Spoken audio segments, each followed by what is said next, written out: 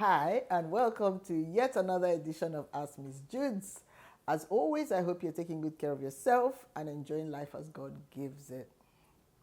You always know I like to check in on you to see how you're doing, right? So, irrespective of where you are on planet Earth, I hope you are really being intentional about everything you allow yourself to be a part of. Today, I wanted to just share with us very quickly on what I've captioned how to know if you're self sabotaging. You know, I always like to talk from my experience. I'm going to give an example that will probably help make this make sense.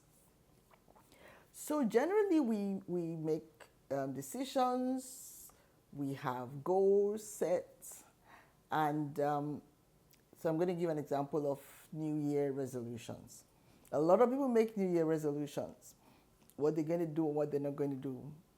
Usually by week 3, 4, 5, 6, a lot of people have let go of their resolutions because other things get in the way. But more recently, I've come to realize that there is I don't want to call it an innate ability to self-sabotage, that you have to literally pull yourself out of that zone not to allow you to sabotage yourself. So, how would you know if you're self-sabotaging? Now, guys, don't laugh. I hope I don't get into trouble for this. So, we've been having conversations lately around keeping fit, staying in shape. I've never had trouble staying in shape, never. But after I clocked 60, I began to realize that, some areas of my body is becoming bigger than it should. So I said, okay, I'm going to do a few things. I'm going to participate. I'm going to put myself through intermittent fasting. So it means that so the first week I did a 12 or 12. So 12 hours window inside of which I ate, another 12 hours window inside of which I did not eat or drink anything.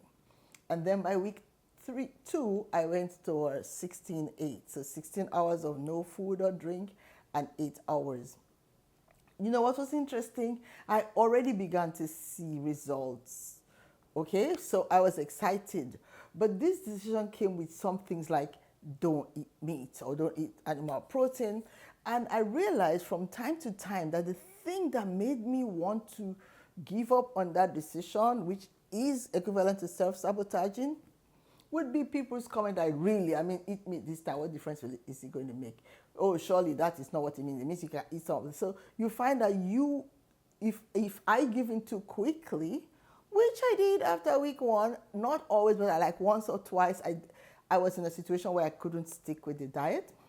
And guys, I paid the price. I knew it. I felt it in my body. So giving in too quickly to suggestions that contradict your decision is an indicator that you're self-sabotaging. Also, if you make excuses without holding yourself accountable, like, oh, really, somebody must always, once in a while you miss the mark. And I'm not saying that you will not miss the mark, but if you provide an excuse instead of holding yourself accountable, chances are you will not only self-sabotage, you will enjoy self-sabotaging, and that means that you're not going to reach your goal. Also, if you beat yourself up endlessly, okay, so let us say, for example, I drank a soda, a sugary drink, when I had said I wouldn't. The self-saboteur will say, okay, you've already drunk it, you might as well just go ahead and drink it. Whereas the person who wants to pick themselves up will say, guess what? I drank it, I failed, I just felt like something sweet. That's not the end of the world. Pick yourself up and start and continue on the journey. Also, that you should, if a person who easily lets go of the goal will be self-sabotaging. So I've heard comments like, oh, you have 3 adult children, oh, you're in your 60s, it's normal. People like, no. My goal is to keep my midsection trim, and I'm not going to give up on that goal. And I'm going to give you an update, maybe in a few months' time, the results. But to be honest, I'm feeling so much better. I walk a lot more. I promised you a few videos ago that I'm going to start walking again, and I want to let you know that I've started walking again, and it's making a whole difference, not just in my midsection, but in my mind, in the way I'm quick to bounce out of challenging situations or environments, even at work. Also, if you allow your emotion to convince you to give up, because sometimes what I have found in my limited experience, is that one of the things that make us self-sabotage is ourselves, our mind, the things that you entertain in your mind, the conversations that you allow to take root in your mind. That is not to say that from time to time we're not going to have challenges. But if you're very quick to give in to the conversations that you have in your mind, chances are you're always going to self-sabotage, and that goal is always going to look like you will never achieve it. What would it cost to just hold yourself accountable? Very few things. One thing that I'm learning, and I'm sharing with friends as I'm learning, is to enjoy an opportunity to critique myself, not in a negative way, but to own where I am, what I'm doing wrong, what I could do better. So when I fell short of my sleep goal, I said to my husband, hold me accountable. I want to be in bed by 9:30 every night, all devices, everything switched off.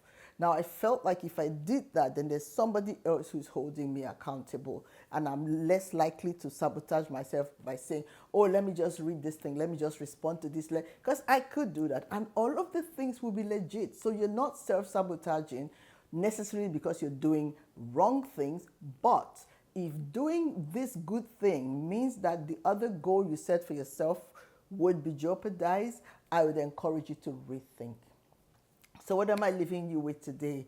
When you make goals that are good for you, your spirit, your person, your physique, your work, whatever that goal is, your spirit, your spiritual growth, whatever it is, when you've made that, I need you to hold that goal in view such that when you're tempted to self-sabotage, something will remind you that the reason you're doing this is for that goal. And I trust you will get there. And please share your challenges, your victories, whatever it is, because that's what life is made of.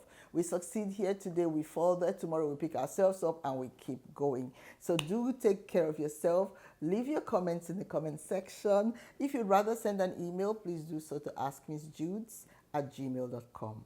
So that's askmzjudz@gmail.com. I look forward to coming your way again real soon. As always, please like, share, and subscribe. Share this widely with your friends or your family or whoever in your sphere of influence who needs encouragement. And let's keep going and encouraging one another. Take care. I'll see you again real soon. Bye.